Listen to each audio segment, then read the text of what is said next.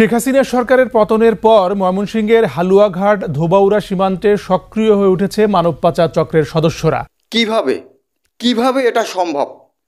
ময়মনসিংহের হালুয়াঘাটের মানব পাচার চক্র সক্রিয় হয়ে গিয়েছে। সেখানে মানব পাচার যে গ্রুপটি চক্রটি রয়েছে সেই চক্রটি এখন সক্রিয় হয়ে গিয়েছে। গত 5ই আগস্টের পর থেকে আওয়ামী লীগ সরকারের পতন হওয়ার পর থেকে অবৈধ সরকারের নেতা নেত্রীরা দেশ ছেড়ে পালাচ্ছে। ওই সীমান্ত দিয়ে প্রায় অর্ধশতাধিকেরও বেশি অর্ধশত আওয়ামী লীগ নেতাকে ভারতে পালিয়ে যাওয়ার সহযোগিতা করে প্রায় 5 কোটি টাকা কামিয়ে নিয়েছে চক্রটি। তারা যে ওখান থেকে ভারতের উদ্দেশ্যে পালিয়েছে, কিভাবে এটা সম্ভব হয়েছে একটু যদি আপনারা জবাব দিতেন। কারণ আপনারা দেশের নাগরিক, সুনাগরিক এবং সুশিক্ষিত নাগরিক। হয়তো আপনাদের জানার কথা, সীমান্তবর্তী এলাকায় সীমান্ত রক্ষী রয়েছে।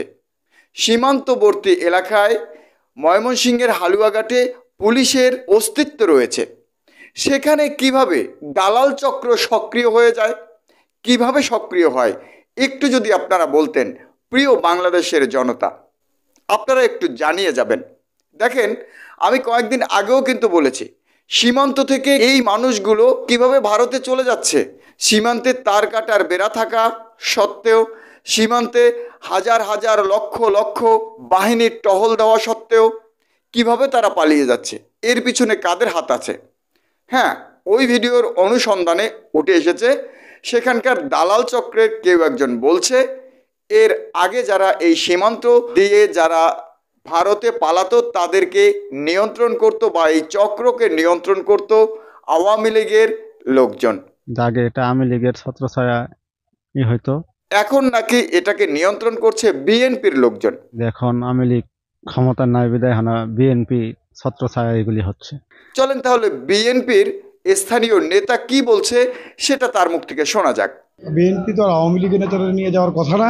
এখানে আওয়ামী লীগের সীমান্তে যারা আছে, আওয়ামী লীগের সাবেক উপজেলা চেয়ারম্যান আছে একজন, আরও অনেক নেতৃবৃন্দ আছেন, তাদের সহযোগিতায় মূলত এই দিক দিয়ে বর্ডার ক্রস হয়েছে। আমরা দেখেন, তিনি কিন্তু বিষয়টি পুরোপুরিভাবে অস্বীকার করছেন। সেখানে কর্তব্যরত যে পুলিশ অফিসার রয়েছেন সেই পুলিশ অফিসারের বক্তব্য হচ্ছে তারাও সক্রিয় আছে এই চক্র দমনে। আর এই চক্র দমনে তারা যে সক্রিয় আছে সেটার প্রমাণ হিসেবে তিনি বলেছেন এই চক্র নাকি কোণঠাসা হয়ে পড়েছে। মানব পাচারের জন্য কিছু দুষ্ট চক্র তারা এই সুযোগ নেওয়ার চেষ্টা করছিল এবং আমাদের তৎপরতার ফলে তারা অনেকটা কোণঠাসা হয়ে গেছে। দেখুন, চক্রটি যদি কোণঠাসা হয়ে পড়বে তাহলে কিভাবে এখনো সেখান থেকে শত শত মানুষ ভারতের উদ্দেশ্যে পালিয়ে যাচ্ছে? দর্শক, আমার মাথায় একটা জিনিস কিছুতেই মেনে নিতে পারছে না, আমার ব্রেন কিছুতেই এটা সহ্য করতে পারছে না যে সীমান্ত রক্ষী থাকা সত্ত্বেও, সীমান্তে পুলিশ থাকা সত্ত্বেও কিভাবে এই চক্ররা সক্রিয় হয়ে যায়, কিভাবে ভারতে পালিয়ে যায় এই মানুষগুলো যারা কিনা বিগত দিনে ছাত্র জনতাকে হত্যা করার নীল নকশা করেছে। এই পথ দিয়ে পালিয়ে গেছে বিভিন্ন জন। এই পথে ভারতে পালিয়েছেন সাবেক প্রতিমন্ত্রী শরীফ আহমেদ, সাবেক এমপি মাহমুদুল হক সায়েম, সাবেক এমপি জুয়েল আরেং, সাবেক ফুলপুর উপজেলা চেয়ারম্যান হাবিবুর রহমান সহ আওয়ামী লীগের অর্ধশতাধিক শীর্ষ পর্যায়ের নেতা। এরা কিভাবে বাংলাদেশ থেকে পালিয়েছে, কিভাবে এরা পালায়? এরা তো এক একজন দাগি আসামি। হ্যাঁ, ওই সীমান্ত থেকে বেশ কয়েকজন ধরাও পড়েছে। তাদের মধ্যে 71 টিভির সিইও রয়েছে এবং সাংবাদিক সভাপতিও রয়েছে। 16 সেপ্টেম্বর ধোবাউড়ায় জনতার হাতে ধরা পড়ে 71 টিভির সিইও মোজাম্মেল বাবু ও সাংবাদিক নেতা শ্যামল দত্ত। যদিও তারা এখান থেকে পালাতে সক্ষম হয়নি, কিন্তু এছাড়াও শত শত মানুষ কিন্তু ওখান থেকে পালিয়েছে। আর যারা ধরা পড়েছে তারা কিন্তু কোনো পুলিশের হাতে নয়, তারা কিন্তু বিজিবির হাতে নয়, তারা কিন্তু কোনো বাহিনীর হাতে নয়, জনতার হাতে ধরা পড়েছে।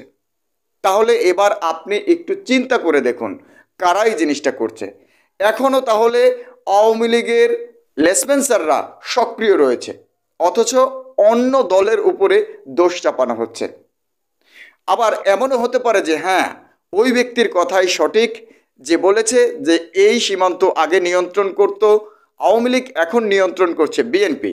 কারণ আমরা ইতিমধ্যে বিএনপির অনেক জায়গা নিয়ন্ত্রণে রাখার নজির দেখেছি, শুনেছি। চোরাচালান সিন্ডিকেট চলে যায় বিএনপির ছত্রছায়ায়। যুবদল নেতা মুশফিক, রাজু ও শাওন সহ সিন্ডিকেট চক্রের মাধ্যমে আবার বিএনপির ঊর্ধ্বতন যারা রয়েছেন নেতা নেতৃবৃন্দরা, তারা কিন্তু আবার এই বিষয়টির প্রতিবাদও করেছেন। কোনো যুবদল নেতাকে, বিএনপির নেতাকে তারা কিন্তু মূল দল থেকে, যুবদল থেকে, ছাত্র দল থেকে বহিষ্কারও করেছে, এমনও কিন্তু নজির রয়েছে। এই সীমান্ত থেকে যে এই মানুষগুলো পার হচ্ছে, এই ব্যক্তিগুলো পার হয়ে চলে যাচ্ছে, এটা কি বন্ধ করা সম্ভব নয় বাংলাদেশের আইন শৃঙ্খলা বাহিনীর? প্রশ্ন রইল আপনাদের কাছে, জানিয়ে যাবেন আমাদের কমেন্ট সেকশনে। আজকের ভিডিওটি পর্যন্ত, ভালো লাগলে লাইক, কমেন্ট, সাবস্ক্রাইব করবেন আর ভিডিওটি শেয়ার করবেন। আজ বিদায় নিচ্ছি, ইনশাল্লাহ দেখা হচ্ছে পরবর্তী কোনো ভিডিওতে। আল্লাহু হাফেজ।